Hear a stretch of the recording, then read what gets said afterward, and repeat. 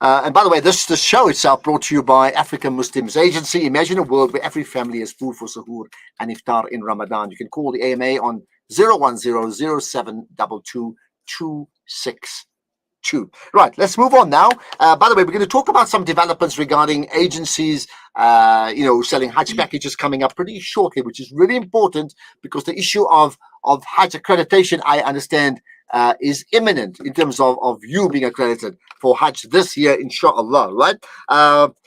And we will be also chatting about the Soweto Mosque, the Dlamini Mosque in Soweto, and we'll chat to Dr. Riza Mia, who's done some fascinating work with his own aircraft that is being used in a movie, global movie. We'll get to that just now. But certainly somebody who's fired up is Ashraf Gangekar. Ashraf, I appreciate your time. Thank you for joining me. Assalamu alaikum, Ashraf, and indeed to the listeners and viewers. Great to be with you again this morning. Okay, right. What do you want to talk about today? Yeah, great. So those of us who, tuned in over the past 2 days, that on the Thursday we chatted a bit about gratitude per se. And then yesterday I touched on this thing of generosity of spirit. And this morning, Ashraf, given the fascinating discussion that I was a part of, I just thought I would simply wanted to ask a question. And this deals with, Ashraf, the concept of being genuinely happy for someone else. Now, it sounds easy peasy, right? So somebody, around you in your family, your neighborhood, etc., something good happens to them and you simply glibly say, oh, I'm so happy for you. But I want to break that down for 37 seconds and think, are you genuinely happy? Because I want to propose today, in fact, it's a very, very difficult thing to be completely and genuinely happy for someone else.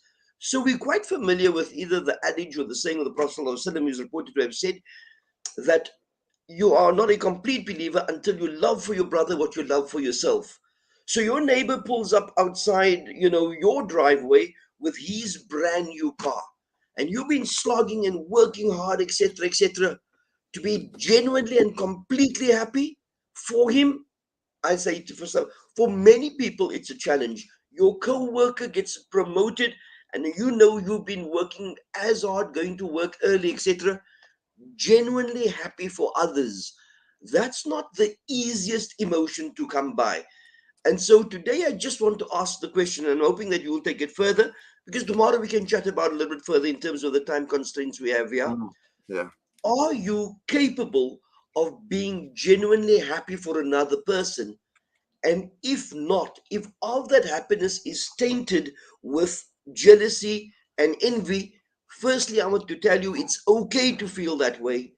Then we must recognize it and say, what can we do? Because this is the key. Excuse me. If we can one day, and inshallah, part of our development of being grateful, then being generous, and then being happy for others, then I'm saying to you, we're on an exceptionally good wicket. And those are the stages of growth that I want us to reflect on and move forward with.